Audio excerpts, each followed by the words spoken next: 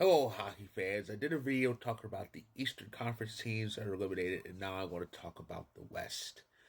Uh, same as the East. 8 teams made it. Eight, not so much.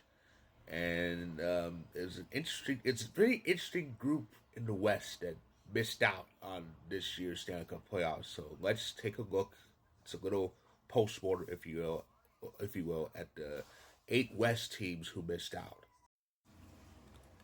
Well, this was no shock. The Sharks have been in rebuilding hell, if you will, ever since the 2020s started. It still amazes me. I remember when San Jose's longest playoff drought was what, about 2 years, 3 years? It's been six now. They have not made the playoffs in this entire decade, ever since the 2020s started. You have to go back all the way to when they fell 2 wins short in the conference final in 2019. That was their last postseason. It's been hell for them ever since, but there seems to be a little light, a little bit. Celebrity, the kid's pretty good, and they're kind of building around him, and they got a few other pieces. It's still gonna be a while, but there is some positivity, just a little bit, in San Jose. Yeah, the Blackhawks are screwed. Honestly, couldn't have to a nicer team because I'm still mad at them at that shit that was exposed in 10. And yes, they're enjoying their golden boy Connor Bedard, but he's not enough. He is definitely not enough. They need a hell of a lot more. They're honestly they're in a worse hole than San Jose is. I think the Sharks will get out of it just a little bit before Chicago does. But yeah, they they are just absolutely screwed. Someone explain this to me. So they snagged Steven Stamkos and Jonathan Marchessault, two cup winners, one of them a Conn Smythe winner, to go with that team.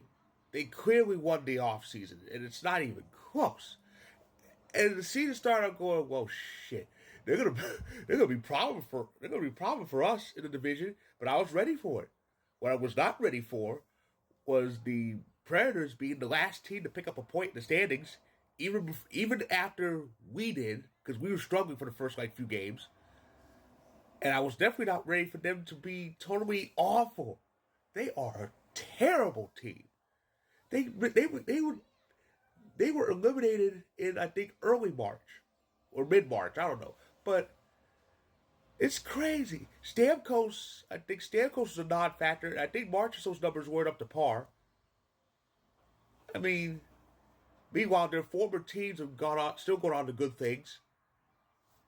I really don't understand it. What do they need? This team made the playoffs the year before. Now, a lot of questions.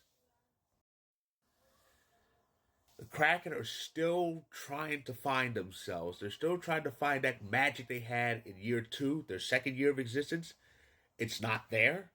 Uh, Injuries and faulty play, and now of course, they fired their head coach.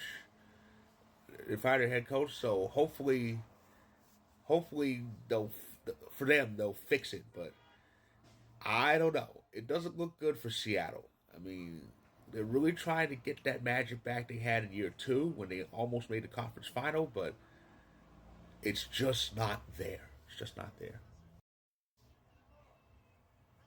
So it's another missed year for the Ducks, but this seems different. The Ducks looked great, to be honest. They did. They actually had a chance to actually finish at 500. They fell just a bit short, but still, this is the best the Ducks have been in years. It's been a long time since they made the playoffs. They haven't made the playoffs since 2018. That's a long drought. I think that drought's going to end. If not next year, maybe the year after. The Ducks have a lot of hope. They got a lot of positivities. They really should be happy for this season. They really should. Another team who really should be happy with their season, Utah. Now the circumstances were crazy. I'm still baffled by it, and this is one of two relocation stories that still baffle the hell out of me. So it was the Coyotes. The whole team moved to Utah, but I think they're trying to do this whole thing where the Coyotes' history still remains in Arizona, so Utah's basically an expansion team.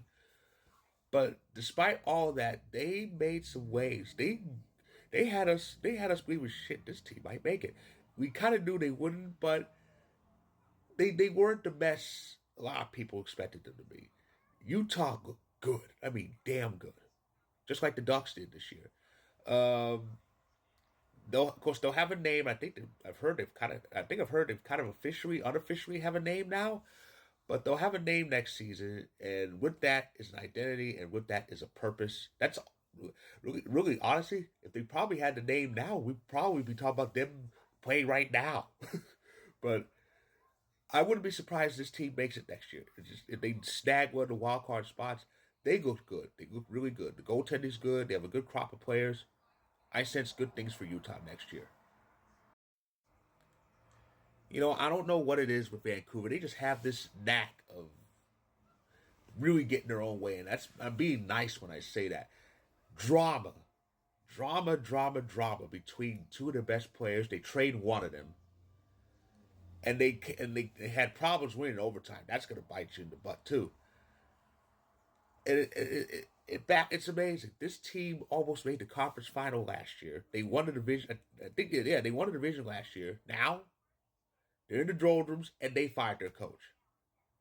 Yeah, Tocchet won't be back, so chances are next season, if not as soon as possible, he'll be probably join his TNT buddies soon. But it is just an absolute mess in Vancouver. It always is. This team is I would say they're cursed, except they kind of do this to themselves, and they're still doing it. Calgary Flames. A thought entered my mind as the season almost ended and the numbers were thinned down. There were only two teams left behind the playoff line that were still alive. One was the Blue Jackets in the East. The other, the Flames in the West. The two teams Johnny Gaudreau played for.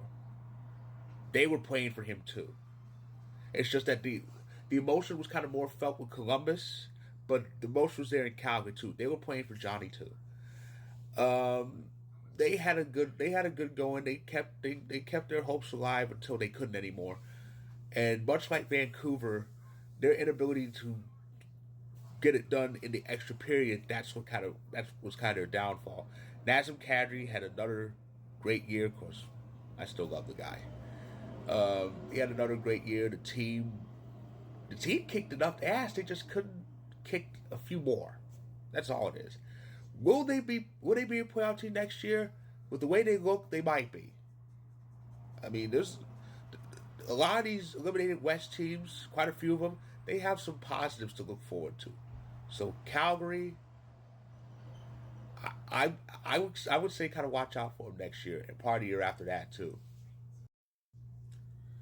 And that is my Western Conference postmortem. Again, a lot of these West teams that missed out, chances are they'll be in the dance next year at the earliest. It's gonna be wild. So that is my video. If you like this video, click the like button. If you're on YouTube, click subscribe if you want more. If you're on TikTok and Instagram, feel free to hit that follow button.